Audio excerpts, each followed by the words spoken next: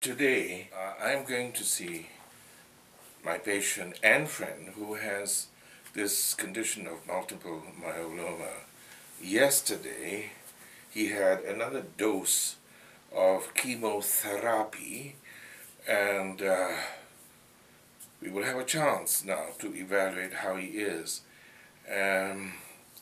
Before, what we need to do for him, and afterwards. But he's coming up to his stem cell time now. Stem cell therapy will be done to him. So we will ask him a few questions about how things are, as he understands how they will be as his oncologists have advised him. You had some chemo yesterday. Yes. How do you feel? I feel really lousy right now.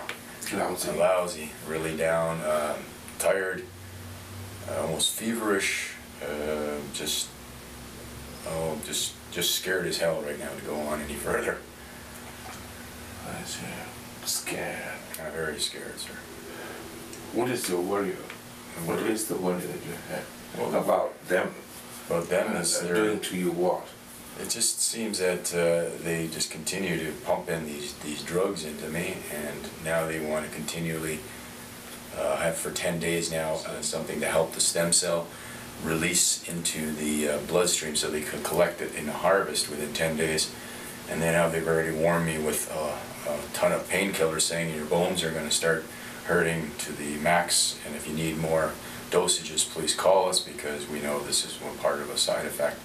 In other words, from my point of view, they are saying a lot of things concerning the negative downsides, which now that it's like they're saying you're going to be sick, if you believe them, then it'll become the self-fulfilling prophecy. If they say you're going to be in great pain, in bone pain, because of the extraction from the marrow, that will also become a self-fulfilling prophecy. I mean, they're putting these ideas into your head as to that these things will happen. And this, of course, I take it now from what you're telling me that it is the basis of your fear. No, my fear, yes, this is it.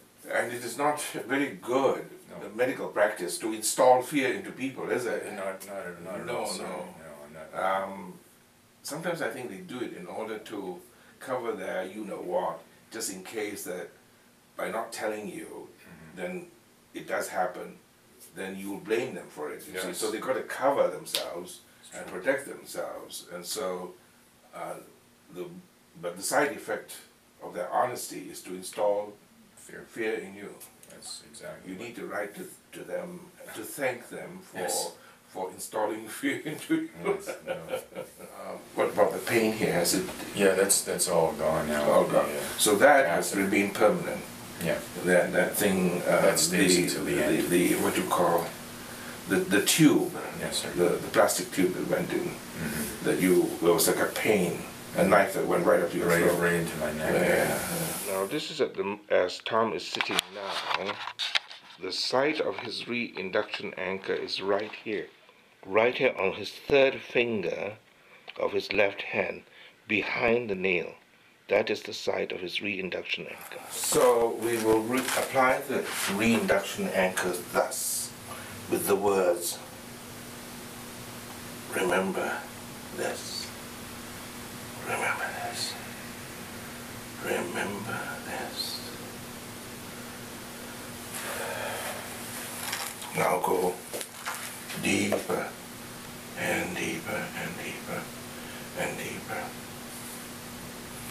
Here we will discontinue the recording, and when this protocol has been completed, then we will start to record it again and then evaluate the consequences of this protocol in hypnosis that will be written to Tom.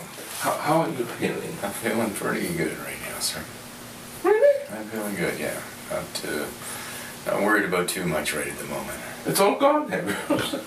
It seems to all just dismissed itself. I know. So you're going to tell upstairs, because the brain It's the weakest part of you. It's the weakest piece of machinery you got. And sometimes it thinks stupid, it thinks idiot, and it thinks all sorts of things, you know. Because you leave it on auto, you see. You always think it's you that's doing it, but it's not you. It's the brains that's doing it for you. So whatever the emotion is, it serves it up and you feel it and you think, yes, I'm doing it. You're not doing it.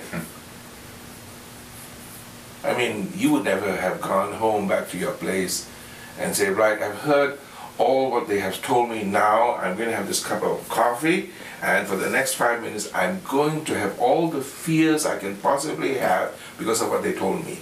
You wouldn't do this to yourself. No, sir. So if you don't do it, who is doing it? It's upstairs. Yes.